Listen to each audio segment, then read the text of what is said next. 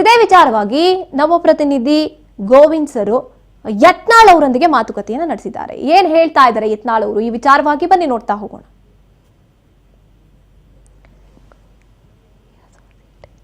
First reaction sir ನೋಡಿ, ನಾನು ರಾಷ್ಟ್ರೀಯ ಅಧ್ಯಕ್ಷರ ಪತ್ರ ಬರೆದು ಇಂಥವ್ರಿಗೆ ಪಕ್ಷಕ್ಕೆ ಓಟ್ ಹಾಕ್ತೀನಿ ಅಂತ ಹೇಳಿದ್ದೀನಿ. ಇಂಥವ್ರಾದ್ರೂ ಒಳ್ಳೇದಾಗ್ತದೆ ಅಂತ ಹೇಳಿನಿ. ಆದ್ರೆ ಪಕ್ಷ ನನಗೆ ಬೇರೆ ಸೂಚನೆ ಕೊಟ್ಟಿದೆ. ಅದು ಏನು ಕೊಟ್ಟಿದೆ ಗೌಪ್ಯವಾಗಿದೆ, ಅದಕ್ಕೆ ಕೊಟ್ಟು ಹಾಕಿದ್ದೀನಿ. ಯತ್ನಾಳ್ ಅವರು ಈಗಲೂ ಕೂಡ ಬಿಜೆಪಿಲೇ ಇದಾರಂತೆ ಸರ್? ಹಂಗೇನಿಲ್ರಿ, ಬಿಜೆಪಿ ಚಿಹ್ನೆಯಿಂದ ಆರಿಸಿ ಬಂದಿನಲ್ಲ, ಅದಕ್ಕೆ ಯಾಕೆ ದ್ರೋಹ ಮಾಡಬೇಕು? ನಮ್ಮ ಹೋರಾಟ ಬೇರೆ ಇದೆ. ಆ ಹೋರಾಟಕ್ಕೂ ಬಿಜೆಪಿಗೂ ಸಂಬಂಧ ಇಲ್ಲ. ಹೋರಾಟ ನಾನು ಎದಕ್ಕೆ ಹೊರಗೆ ಹಾಕ್ಯಾರ?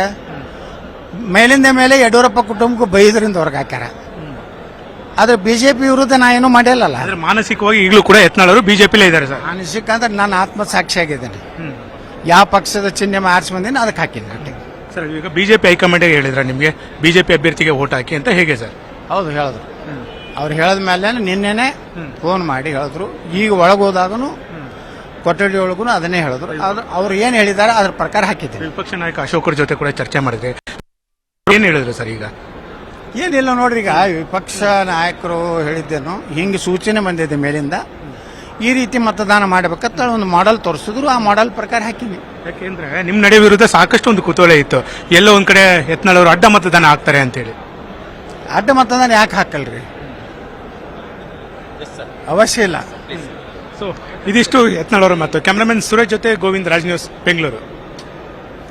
ಇದಿಷ್ಟು ಯತ್ನಾಳ್ ಅವರು ಹೇಳ್ತಾ ಇರುವಂತದ್ದು. ಬಿಜೆಪಿ ನನ್ನನ್ನ ಯಾಕೆ ಉಚ್ಚಾಟನೆ ಮಾಡಿದ್ರು ಅಂದ್ರೆ, ಬಿಜೆಪಿ ನನ್ನ ಯಾಕೆ ದೂರ ಇಟ್ಟು ಅಂದ್ರೆ, ನಾನು ಯಡಿಯೂರಪ್ಪ ಅವ್ರ ಕುಟುಂಬ ಅಂತ ಬಂದಾಗ ಕೆಲವೊಂದಷ್ಟು ಸಂದರ್ಭಗಳಲ್ಲಿ ಮುನಿಸುಗಳು ಬರ್ತಾ ಇತ್ತು, ನಾನು ಹೇಳಿಕೆಗಳನ್ನ ಕೊಡ್ತಾ ಇದ್ದೆ, ಅದಕ್ಕೆ ಅವ್ರನ್ನ ದೂರ ಇಟ್ಟಿರ್ಬೋದು. ಹಾಗಂತ ನಾನು ಪಕ್ಷದಿಂದ ದೂರ ಉಳಿದಿದ್ದೀನಿ ಅಥವಾ ಬಿಜೆಪಿ ಅಂದ್ರೆ ನನಗೆ ಪ್ರೀತಿ ಇಲ್ಲ, ವಿಶ್ವಾಸ ಇಲ್ಲ ಅನ್ನುವಂತ ಯಾವುದೇ ರೀತಿಯಾದಂಥದ್ದು ನಾನು ನಡ್ಕೋತಾ ಇಲ್ಲ. ಇನ್ನು ಅವರು ಹೇಳ್ತಾರೆ ಆತ್ಮಸಾಕ್ಷಿಯಿಂದ ಮತದಾನ ಮಾಡಿದ್ದೀನಿ, ನಾನು ಬಿಜೆಪಿ ಪರವಾಗೇ ಇದ್ದೀನಿ ಇನ್ನೂ ಕೂಡ ಅಂತ ಹೇಳ್ತಾರೆ. ಈ ಆತ್ಮಸಾಕ್ಷಿ ಅನ್ನುವಂತ ವಿಚಾರ ಈ ಕಡೆ JDS ವಿಚಾರಕ್ಕೆ ಅಂತ ಬಂದಾಗ್ಲೂ ಕೂಡ HDK ಅವರು ಕೂಡ ಇದನ್ನೇ ಹೇಳ್ತಾ ಬಂದ್ರು.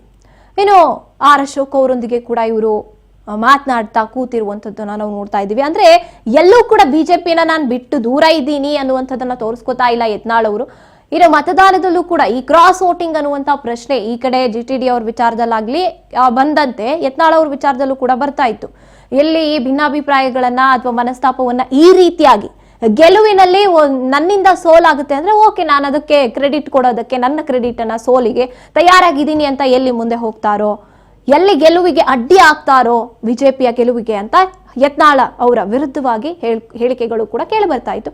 ಆದ್ರೆ ಅದ್ಯಾವ ಸೂಚನೆಗಳನ್ನು ಕೂಡ ನಾನು ಕೊಟ್ಟಿಲ್ಲ. ಅಂದ್ರೆ ನಾನು ಬಿಜೆಪಿ ಪರವಾಗೇ ಇದ್ದೀನಿ, ನನ್ನ ಮತ ಸಂಪೂರ್ಣವಾಗಿ ಆತ್ಮಸಾಕ್ಷಿಯಿಂದ ಬಿಜೆಪಿಗೆನೆ ನಾನು ಮತ ಚಲಾಯಿಸಿದ್ದೀನಿ ಅಂತ ಹೇಳ್ತಾ ಇರುವಂತದ್ದು.